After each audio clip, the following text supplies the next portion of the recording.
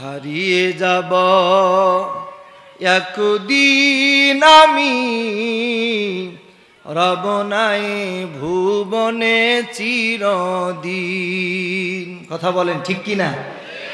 হারিয়ে যাব একদিন আমি, রব নাই ভুবনে চিরদিন।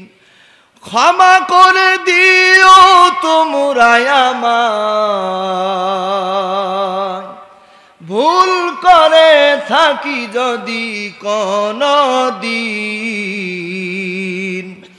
হারিয়ে যাব একদিন আমি, রব নাই ভুবনে চিরদিন।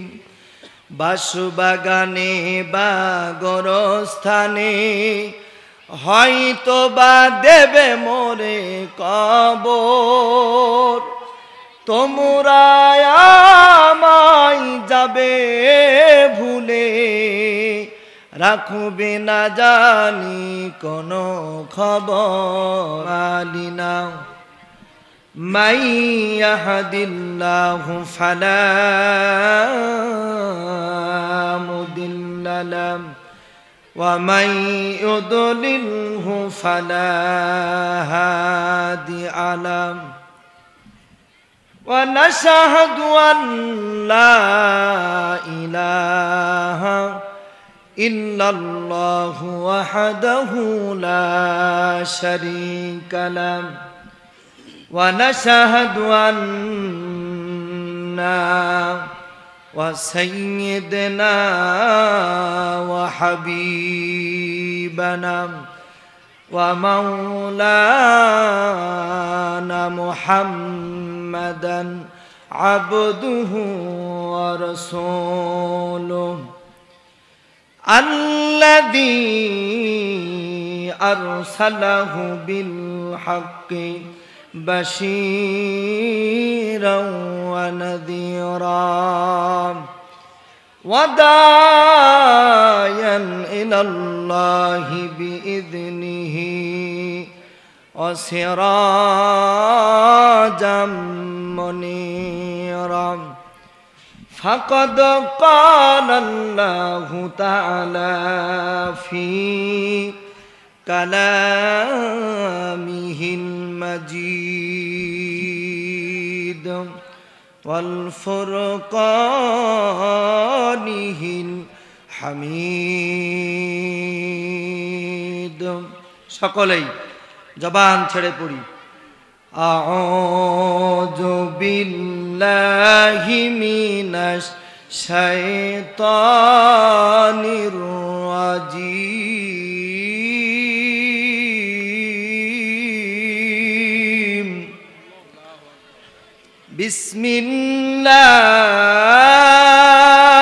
বিসমিল্লাহির রাহমানির রাহিম।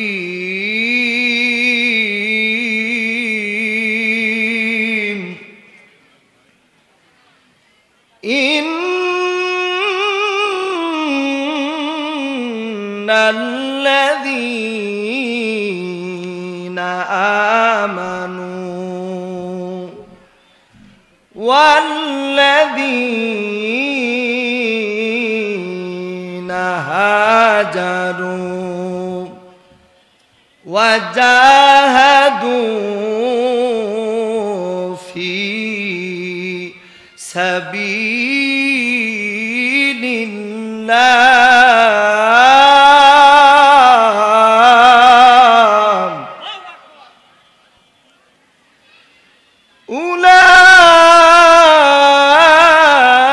উলাইকা ইয়ারজুনা রাহমাতাল্লাহ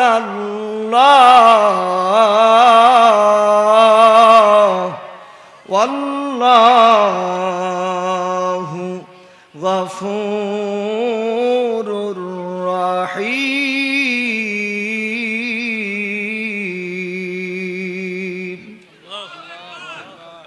সাদাকাল্লাহুল আযীম।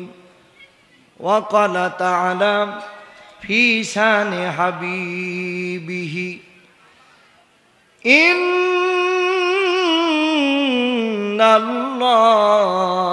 ওয়া মালাইকাতাহু ইউসাল্লুনা আলান নবী ইয়া আইয়ুহাল্লাযীনা আমানু সাল্লু আলাইহি ওয়া সাল্লিমু তাসলিমা আল্লাহুম্মা সাইয়্যিদিনা ওয়া আলা আলি সাইয়্যিদিনা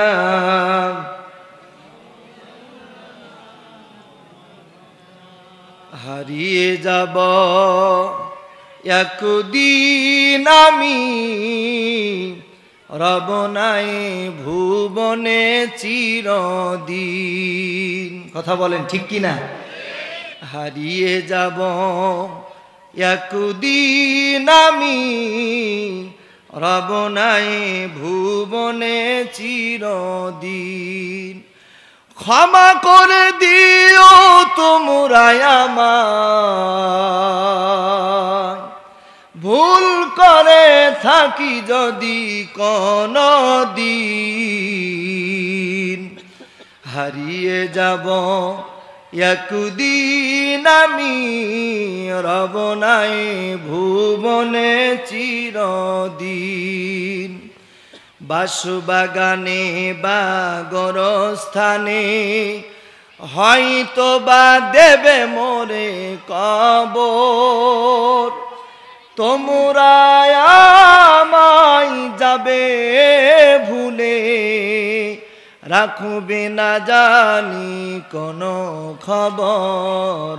বালাগাল উলা বিকামালিহি কাশাফাদ দুজা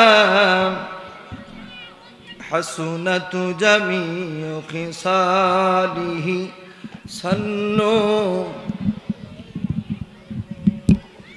আরবের বুকে মক্কার উপর যেথায় মা আমেনার ঘর, খোদার করুণা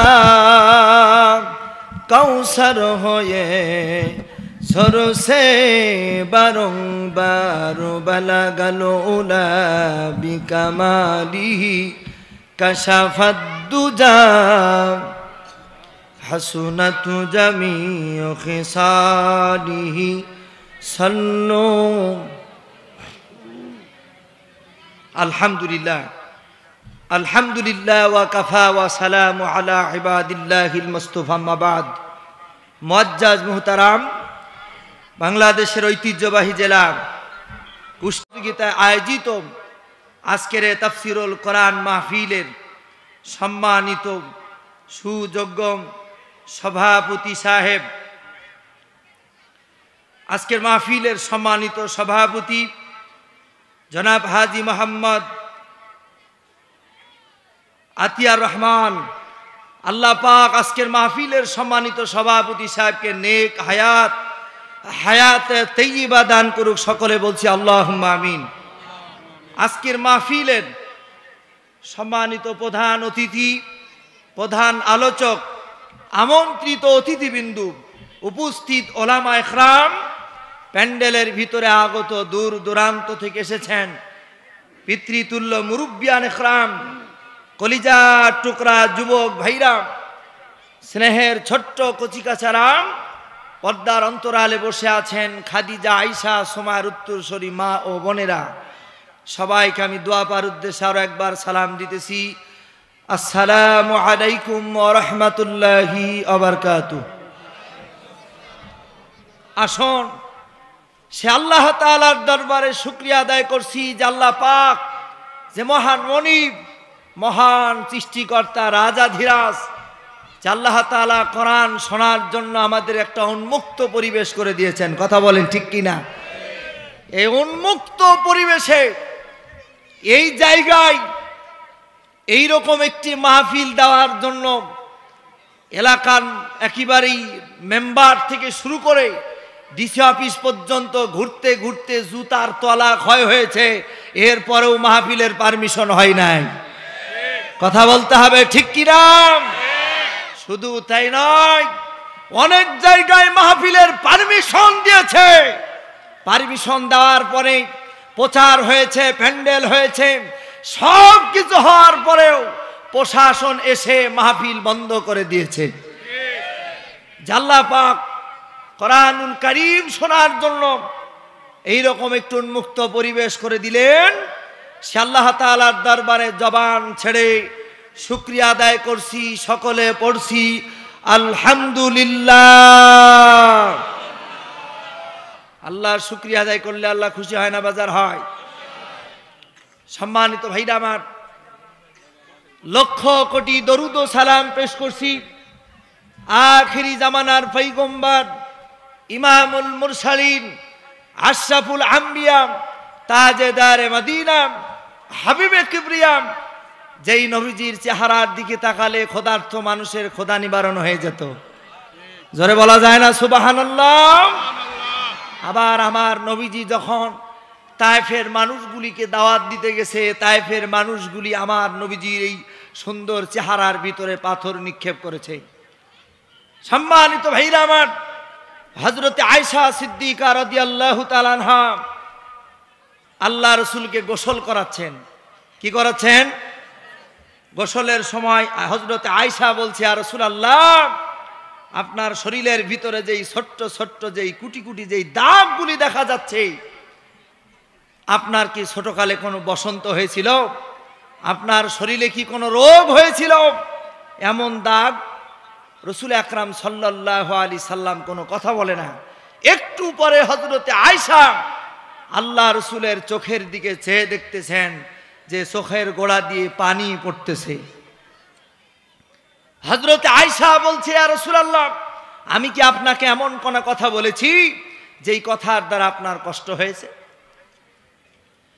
আমার ভাইরা, নবীজি বলতেছেন, রে আয়েশা শোনো, তুমি আমাকে এমন কোন কথা তুমি আমাকে বলো নাই যেই কথার দ্বারা আমার কষ্ট হয়েছে আয়েশা, কিন্তু তুমি আমার শরীরের ভিতরে যেই ছোট্ট ছোট্ট দাগগুলির কথা তুমি যে আমাকে জিজ্ঞাসা করলে রে আয়েশা, এই রে আয়েশা, এই কথা জিজ্ঞাসা করার কারণে ওই তায়েফের মানুষের অত্যাচারের কথা আমার মনে হয়ে যায়, এই জন্য আমার খুব কষ্ট লাগতেছে। আমার ভাইরা, আমার ভাইরা, ওই সময় তায়েফের মানুষগুলি আমার নবীজির শরীরে পাথর মেরেছে, আর বর্তমান এখন এরা পাথর মানে নাই। গত 16টি বছর আমরা লক্ষ্য করে দেখেছি আলেমদের নামে মামলা হামলা দিয়া, আলেমদেরকে জেলখানায় দিয়া পরিকল্পিতভাবে আল্লামা সাইদি সাহেবকে তারা হত্যা করেছে। জোরে বলেন ঠিক কিনা বলে? সম্মানিত ভাইরা আমার, সেই পাথর মারার জাতেরা নাই, কিন্তু তাদের উত্তর শরীরা ছিল, এখনো আছে। কথা বলেন ঠিক কিনা বলেন? সম্মানিত ভাইরা আমার, সে নবীজির প্রতি দরদ ভরা সালাম সকলেই পড়ছি সাল্লাল্লাহু আলাইহি ওয়াসাল্লাম। সম্মানিত ভাইরা আমার, আমার অতি নগণ্য সময় আজকে, একেবারেই আধা ঘন্টা থেকে হয়তো 45 মিনিট আপনাদের সামনে কথা বলবো ইনশাআল্লাহ। আসলে কথা বলার মতো যোগ্যতা আমার নেই। আশেপাশে অনেক ওলামা ইকরাম আছেন, আমি লক্ষ্য করে দেখতেছি অনেক আলেম, আলহামদুলিল্লাহ। পার্শ্ববর্তী মাদ্রাসার সম্মানিত মুহতামিম, অভিভাবক, তিনি পাশে আসেন, মাঝে মধ্যে মাদ্রাসায় আসি, আমার ভাইয়ের ছেলে এখানে লেখাপড়া করে, হুজুরের সাথে কথা হয়। এই সকল আলেমদের বসায় রেখে কথা বলা আমার ভাইরা। তবে আমি বিশ্বাস করি যেই মজলিসে আলেমদের সংখ্যা বেশি হয়ে যায়, ওই মজলিসের বরকতকে আল্লাহ পাক বাড়ায় দেয়। জোরে বলা যাবে না সুবহানাল্লাহ? 3টা জিনিসের দিকে তাকালে গোনা ঝরে। বলেন কয়টা? 3টা। 1 নম্বর হলো, কেউ যদি কাবার দিকে তাকায়, কাবার দিকে কেউ যদি তাকায়, আমার আল্লাহ রাব্বুল আলামিন কাবার দিকে তাকানোর কারণে বান্দা বান্দির গুনাহগুলিকে মাফ করে দেয়। 2 নম্বর হলো এই যে কোরআনুল কারীম এক আজিম কিতাব, এত দামি কিতাব, এই কিতাবের প্রত্যেকটা অক্ষর ফেরেশতা পর্যন্ত পাহারা দেয়। সুবহানাল্লাহ বলেন। আমার ভাইরা বলে এই কিতাবের দিকে যারা তাকায় আল্লাহ রাব্বুল আলামিন গুনাহ ঝরায়া দেয়। 3 নম্বর হলো কোন মানুষ যখন আলেমদের দিকে নেক নজরে তাকায়, হক্কানি আলেমদের দিকে যখন তাকায় আল্লাহ রাব্বুল আলামিন গুনাহ ঝরায়া দেয়। এজন্য আলেমদের অনেক দাম। আল্লাহ পাক এই সকল আলেমদের বরকত আজকের এই মজলিস কবুল করুক, বলেন আমিন। আমার ভাইরা, কিন্তু এই আলেমরাই ছিল এক সময় তাদের চোখের বিষ। কথা বলেন ঠিক কিনা বলেন। আমার ভাইরা, যারা আলেমদের দিকে বাঁকা নজরে তাকিয়েছিল আল্লাহ পাক ওদেরকে বাঁকা পথ দেখায়ছে। কথা বলতে হবে ঠিক কিনা বলেন। এই জন্য আলেমদের দিকে বাঁকা নজরে তাকায়ও না।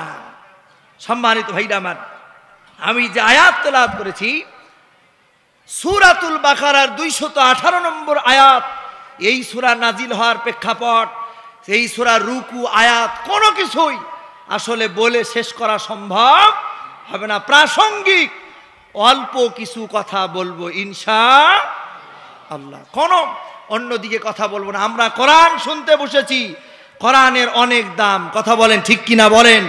এই জন্য কোরআন এত আজিম কিতাব, এই কোরআনকে কেউ নিষিদ্ধ করতে পারে না, বরং কোরআনকে যারা নিষিদ্ধ করে আল্লাহ পাক তাদেরকে নিষিদ্ধ করে দেয়। এই জন্য কোরআন একটি আজিম কিতাব। আবু জেহেল, আবু লাহাব, নবীজি যখন আমার কাবার প্রান্তরে কোরআনুল কারীম তেলাওয়াত করত, আবু জেহেল, আবু লাহাব মানুষের কাছে যে বলতো আব্দুল্লাহর বেটা মুহাম্মদ যা তেলাওয়াত করে এ তেলাওয়াত শোনার দরকার নাই, মানুষকে যে নিষেধ করত, মানুষকে কি করত? নিষেধ করত। আল্লাহ রাব্বুল আলামিন তখন নবীজিকে বলেন, ওগো হাবিব শোনো, যেই মানুষগুলি কোরআনুল কারীম শোনার জন্য যারা নিষিদ্ধ করে, তুমি মোটেও টেনশন করবা না, মোটেও তুমি পেরেশানি হবা না। আমি আল্লাহ পাক লক্ষ্য করে দেখতেছি কোরআন শোনার জন্য তুমি যখন কোরআনুল কারীমের তেলাওয়াত করতেছ, আমি লক্ষ্য করে দেখতেছি কোরআন শোনার জন্য হাজার হাজার জিনেরা, যেই জিনগুলির বয়স 2000 বছর, 3000 বছর, এরকম ভাবে 2500 বছর, বলে এইরকম জিনেরা পর্যন্ত তোমার তেলাওয়াত শোনার জন্য বসে যায়। জোরে বলা যায় না সুবহানাল্লাহ। আমার ভাইরা, আল্লাহ পাক নবীজিকে বলেন, ওগো নবী, শুধু তাই নয়, এই জিনগুলি তাওরাত কিতাবের তেলাওয়াত শুনেছে, ইনজিল কিতাবের তেলাওয়াত শুনেছে, বলে এরকম ভাবে জাবুর কিতাবের তেলাওয়াত শুনেছে, আপনার কিতাব কোরআনুল কারীমের তেলাওয়াত শুনতেছে। কোরআনুল কারীমের তেলাওয়াত শুনে এই জিনগুলি কালিমা পড়ে মুসলমান হয়ে গেছে।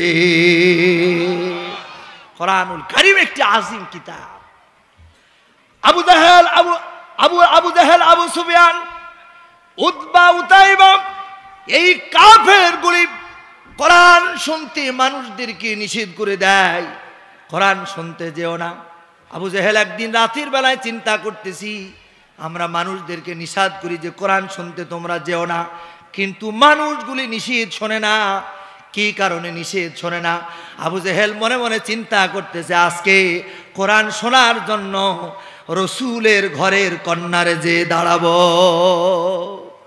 আবু জাহেল বলছে, কোরআন শোনার জন্য আমি আল্লাহ রসুলের ওই ঘরের পাশে যে দাঁড়াবো। আবু জাহেল গিয়েছে, একেবারে আল্লাহ রসুলের ঘরের এক কর্নারে দাঁড়িয়ে গেছে। আবু সুফিয়ান, তিনিও আল্লাহ রসুল সাল্লাল্লাহু আলাইহি সাল্লামের ঘরে এক কর্নারে দাঁড়িয়েছে কোরআন শোনার জন্য। উতবা, উতাইবা, 4 জন এই গাছটা কাফের কোরআন শোনার জন্য দাঁড়িয়েছে। কোরআন শুনতে শুনতে রাত যে কোন দিক দিয়ে চলে যায় টেরও পাই নাই। সুবহানাল্লাহ বলেন। রাতের শেষ অংশে তারা বাড়ি যাওয়ার জন্য এদিক ওদিকে দৌড় দেয়, একজনের সাথে আর একজনের ধাক্কা লেগে দেখা হয়ে যায়। কথা কি আমার শুনছেন? যখন আবু জেহেলের সাথে আবু সুফিয়ানের দেখা হয়, বলে আবু সুফিয়ান তুমি এখানে কেন? আবু সুফিয়ান বলতেছে নেতাজি তুমি এখানে কেন বলো? ওদিকে উতবা উতাইবা সব চারজন এক হয়ে যায়, বলে শোনো আমরা যদি কোরআন শুনতে আসি এই দৃশ্য এই কথা যদি মানুষ জানতে পারে,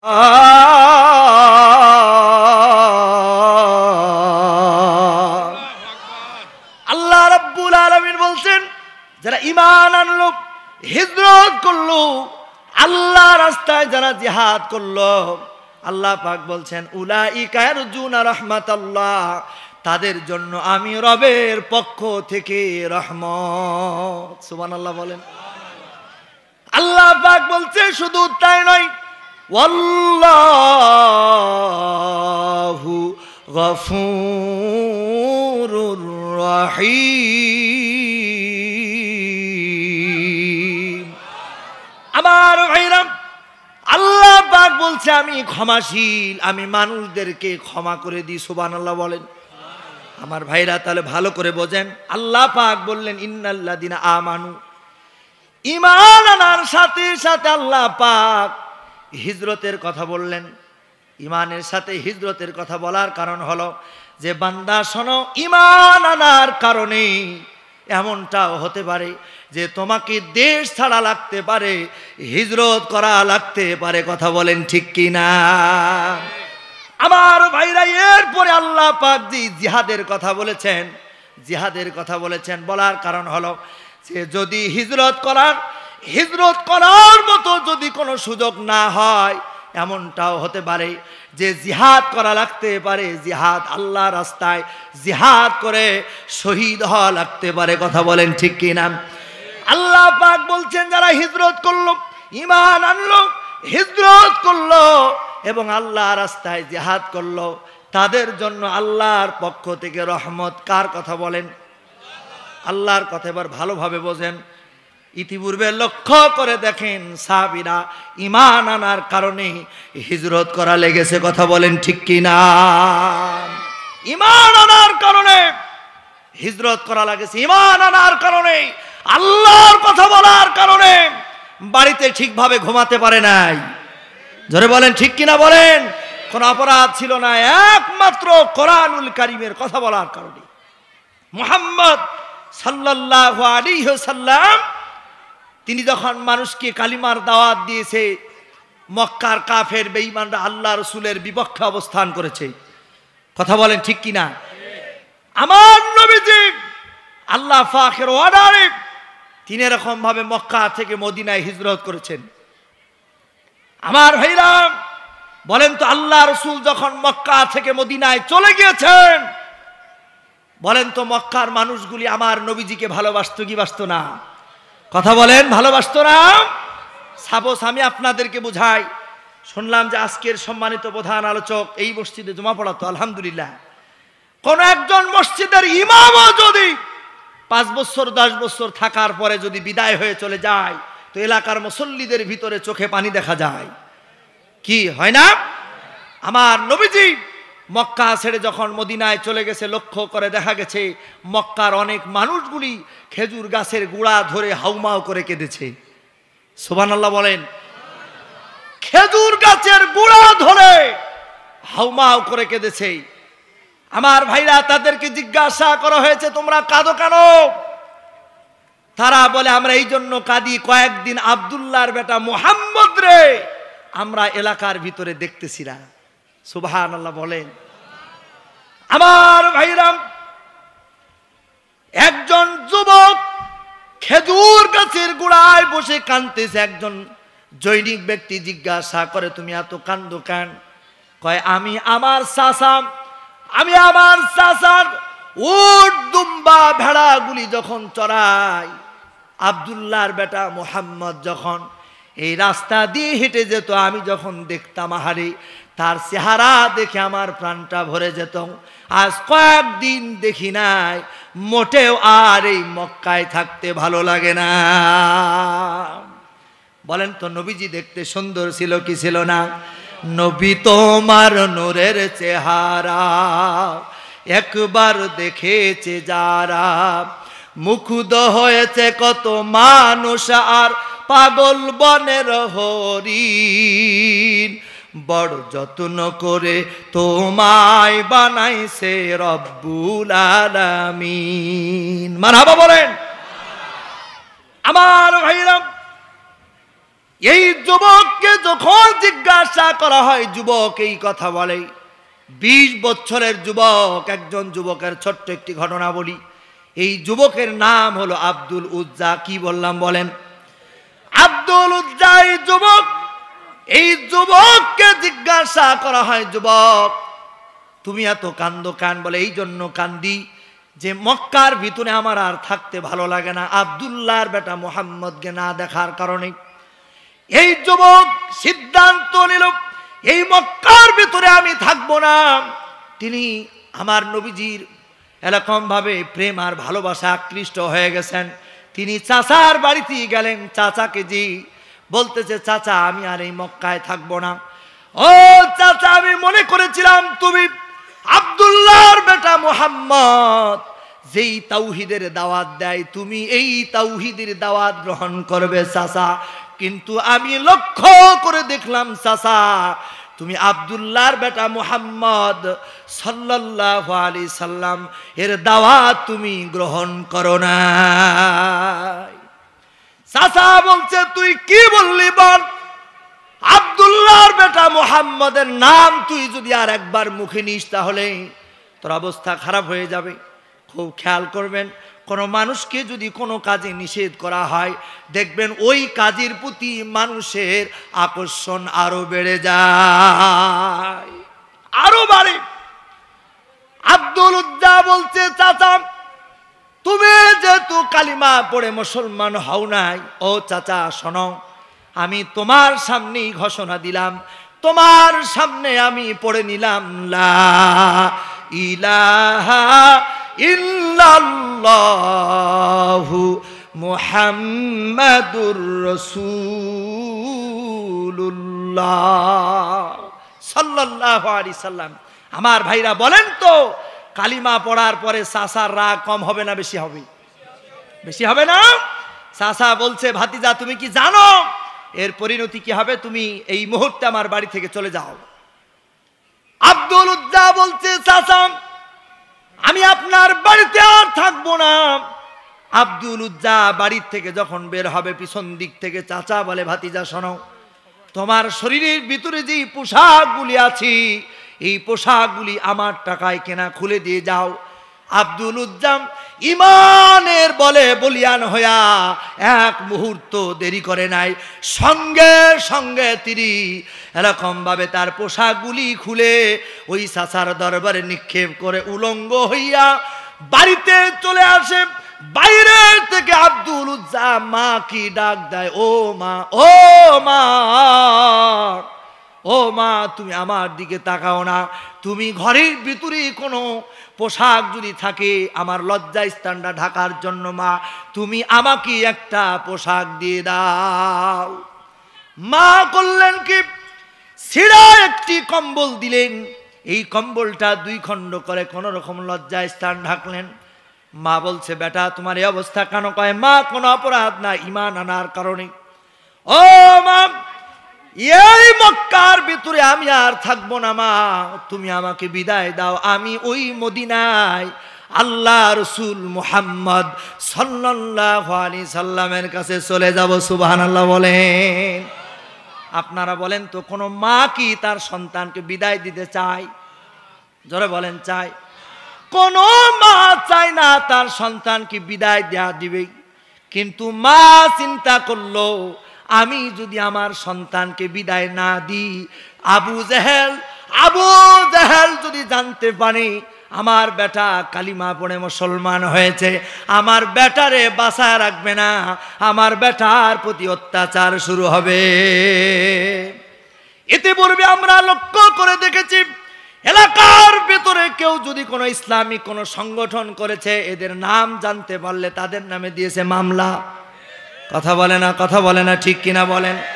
তাদের নামে মামলা দিয়া কষ্ট দিয়েছে, ছিল কি ছিল না?